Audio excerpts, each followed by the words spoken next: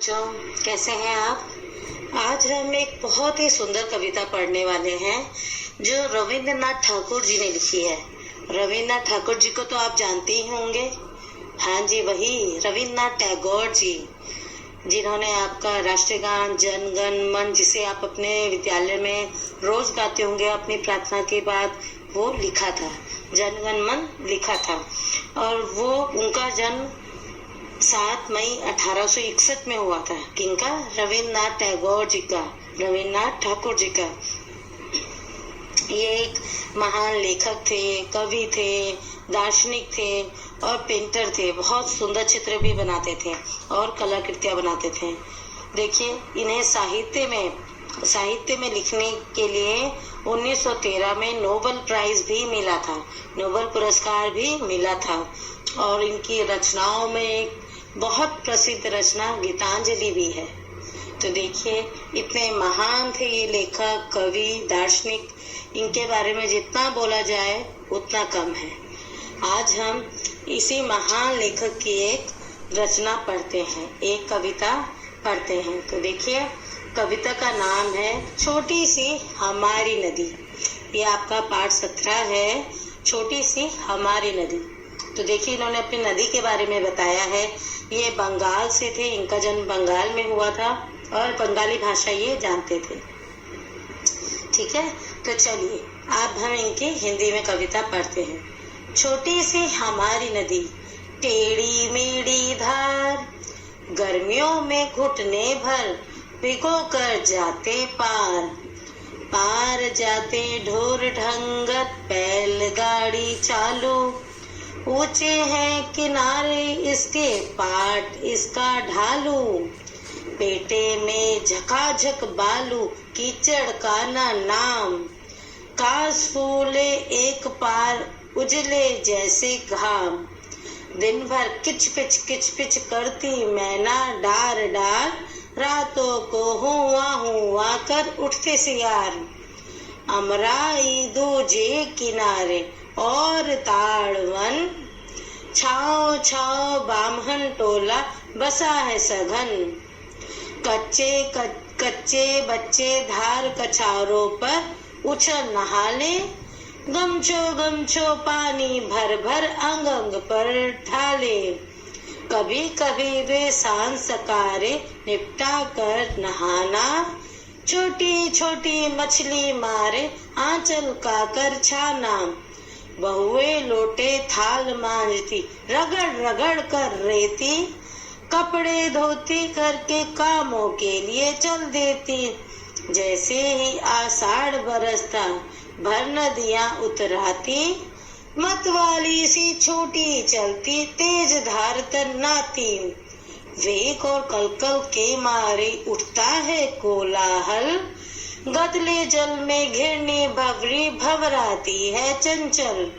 दोनों पारू के one one में मच जाता है रोला, वर्षा के उत्सव में सारा जग उठता है टोला। तो देखिए, बहुत ही सुंदर नदी है, इसमें नदी की प्रशंसा की गई है। बहुत ही सुंदर कविता है जिसमें नदी के बारे में बताया गया है। तो देखिए, इस कविता में रविंद्रनाथ ठाकुर जी क्या कहते हैं। वो कहते हैं, एक छोटी सी हमारी नदी है जिसकी धार टेढ़ी मेढ़ी है, यानी उसकी धार, उसका वेग कैसा है, टेढ़ा मेढ़ा धार है। आपको तो पता ही है, पानी का कोई साइज नहीं होता, कोई आकार नहीं होता। जिस तरफ उसकी धार होती है उसी तरह वो चल पड़ती है, उसी तरफ पानी चल पड़ता है। तो कहते हैं, छोटी सी हमारी नदी है और इसकी टेढ़ी मेढ़ी धार है। और गर्मियों में घुटने पर भिगोकर जाते पर, जब हम गर्मियों में इसे पार करते हैं तो ये घुटने तक इसमें पानी भरा रहता है, हमारे घुटने भीग जाते हैं जब हम नदी पार करते हैं। हालांकि टेढ़ी मेढ़ी, देखिए जो टेढ़ी मेढ़ी नदी होती है वो इतनी गहरी नहीं होती है, जबकि जो सीधी नदी होगी उसमें ज्यादा पानी होता है। तो ये कहता है कि छोटी सी हमारी नदी है, टेढ़ी मेढ़ी धार वाली है और गर्मियों में इसमें हमारे पैर घुटने तक भीग जाते हैं जब हम इसे पार करते हैं। पार जाते ढोर ढंगर बैलगाड़ी चालू, और इस नदी से सारे जानवर, ढोर ढंगर मतलब जानवर, उस गांव के जितने भी जानवर हैं सारे उसे पार करके जाते हैं। और उस पर बैलगाड़ी भी चालू है। देखिए, इस नदी ने किसी का रास्ता नहीं रोका है, बल्कि ये तो सबके लिए बहुत ही आसान है पार करना। इससे जानवर भी जाते हैं पार करके। बैलगाड़ी यानी बैलगाड़ी क्या होती है? जिस गाड़ी पर, जिस ठेले पर बैल को लगाकर चलाया जाता है उसे बैलगाड़ी बोलते हैं। तो बैलगाड़ी भी चालू है और ऊंचे हैं किनारे इसके, पाट इसका ढालू। और जो नदी है इसके किनारे ऊंचे हैं, ठीक है, पर इसका जो पाट है, जो बाकी हिस्सा है, वो इसका ढालू है। पेटे में झकाझक बालू, कीचड़ का नाना। और ये जो नदी है इसके पेटे में, यानी इसमें नदी है, नदी के अंदर झकाझक बालू भरा है। बालू क्या होता है? रेत। लेकिन इस नदी में कहीं भी कीचड़ नहीं है, यानी ये नदी एकदम साफ है। इसमें गंदगी का नाम नहीं है। देखिए, आप देखते होंगे शहरों के नदी जो होती है वो भी नालों की तरह हो जाती है ना? उसमें इतनी गंदगी भर जाती है कि सारा कीचड़ से सन जाता है। लेकिन जो ये नदी है इसमें रेत तो खूब है, लेकिन कीचड़ का कहीं भी नाम नहीं है, यानी इतनी स्वच्छ नदी है ये। कांस फूले एक पार, उजले जैसे खाम। यानी एक पार तो एक तरफ तो इसमें फूल खिलते हैं और दूसरी तरफ इसमें घाम ऐसे चमकता है, यानी धूप। घाम यानी धूप। धूप ऐसे चमकती है बहुत ही, जब सूरज निकलता है तो उसकी धूप नदी पर ऐसे आती है, ऐसा लगता है जैसे धूप पानी से ही निकल रही हो। दिन भर किच पिच करती मैना डार डार। और दिन भर इस नदी में मैना और बाकी पक्षी भी किच पिच अपनी आवाज में चर्प करते रहते हैं, चर चर चिची चिची किच पिच करते रहते हैं, जो भी उनकी आवाज है, यानी वो चक्कर काटते रहते हैं। और रात को यहाँ पर बैठकर सियार हुआ हुआ करता है, यानी अपनी आवाज निकालता है। अमराई दूसरे किनारे और ताड़वन। एक तरफ तो आम के बगीचे हैं, अमराई है, अमराई बोलते हैं आम के बगीचे को, और दूसरे किनारे क्या है? ताड़वन, ताड़ के वन है यहाँ पर।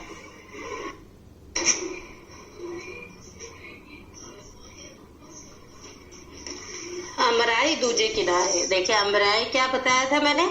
आम का बगीचा। एक तरफ आम का बगीचा है नदी के, और दूसरी तरफ ताड़ के घने विशाल जंगल है। छाव छाव बामन डोला, बसा है सगन। जो नदी की और पेड़ों की छाव में बामन टोला यानी ब्राह्मण जाति का लोग वहां पर रहते हैं। बसा है सगन यानी वहां पर बामन टोले यानी ब्राह्मण जाति की खूब आबादी बसी हुई है।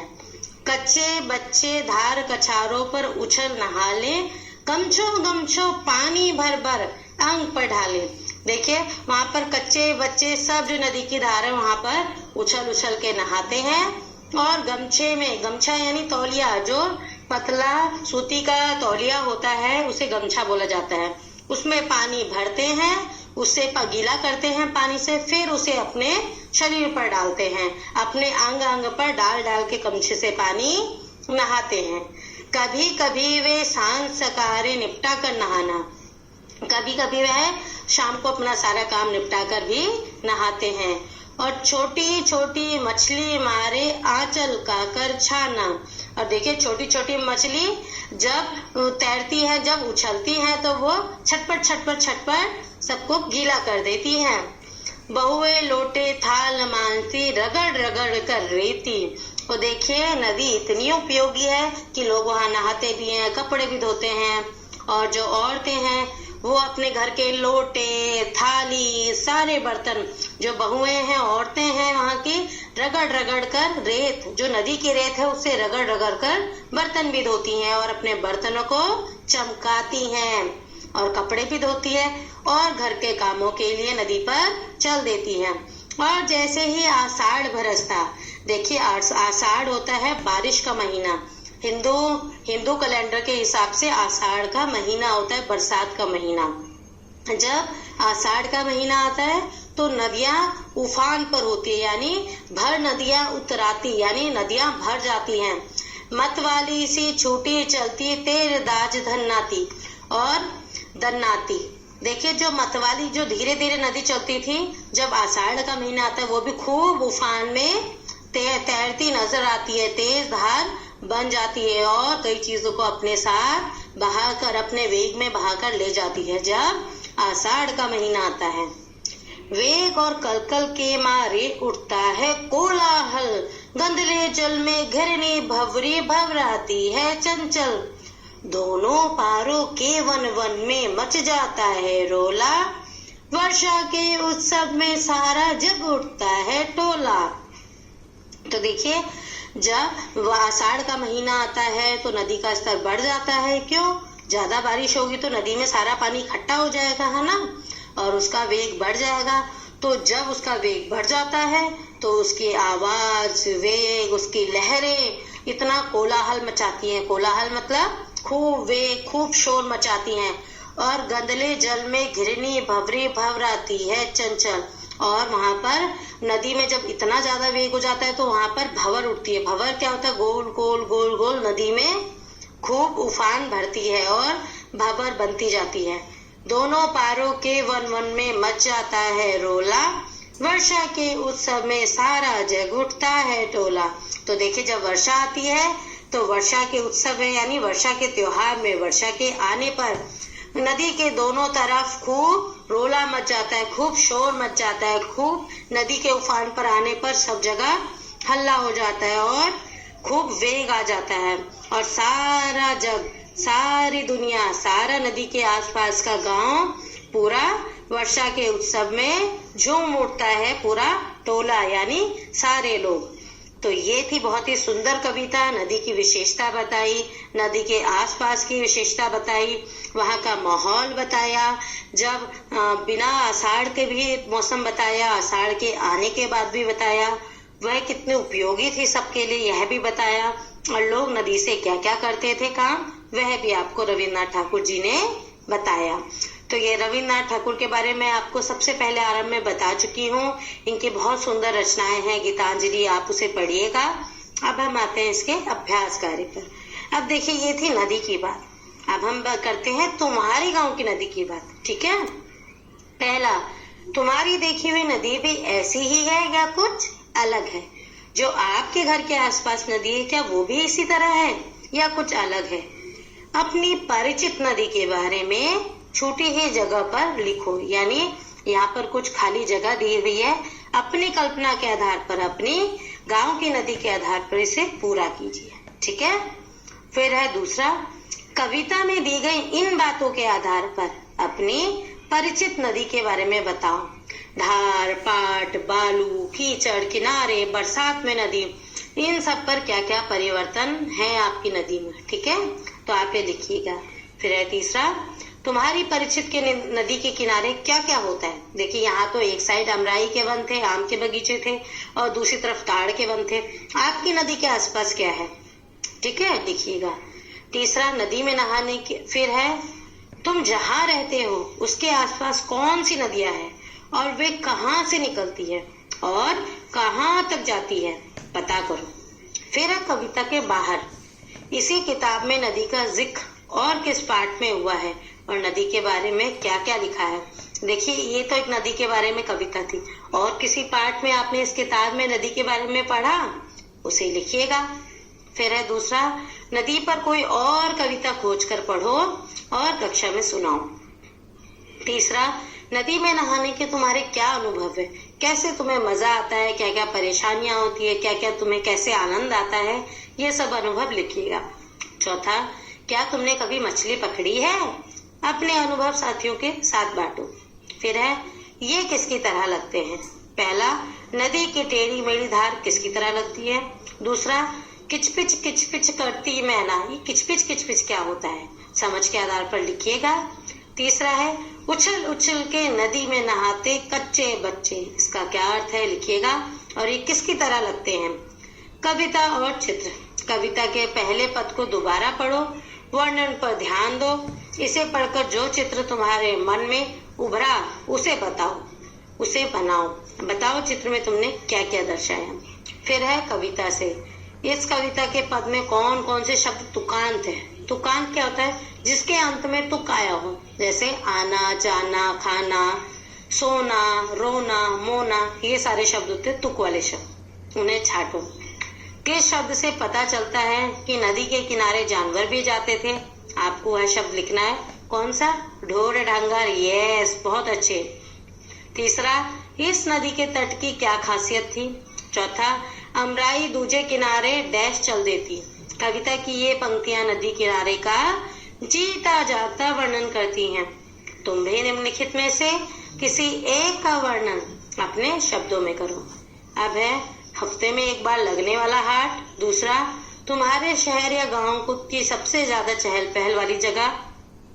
तीसरा, तुम्हारे घर की खिड़की या दरवाजे से दिखाई देने वाला बाहर का दृश्य। फिर है ऐसी जगह का दृश्य जहां कोई बड़ी इमारत बन रही हो। पांचवा, तेज गति, शोर, मोहल्ला, धूप, किनारा, घना। ऊपर लिखे शब्दों के लिए कविता में कुछ खास शब्दों का इस्तेमाल किया गया है। उन शब्दों को नीचे दिए अक्षर जाल में ढूंढो। ठीक है। उसके बाद देखिए बेटा, ये जोड़ा शंखों वाला घर है। ये कहाँ की बात है? कलकत्ता की बात। और ये जो घर है ये रविन्द्रनाथ ठाकुर जी का घर है। ठीक है, जिसे आप शांति निकेतन के नाम से भी आज जानते हैं। और ये बहुत प्रसिद्ध है। टैगोर परिवार इसमें रहा करता था। रविन्द्रनाथ टैगोर जी का जीवन यहीं बीता है। तो आप इसके बारे में पढ़िएगा और आपको बहुत आनंद आएगा। तो ये थी आपकी नदी कविता। फिर मिलेंगे आपसे अगले पाठ के साथ। अपना ध्यान रखिएगा।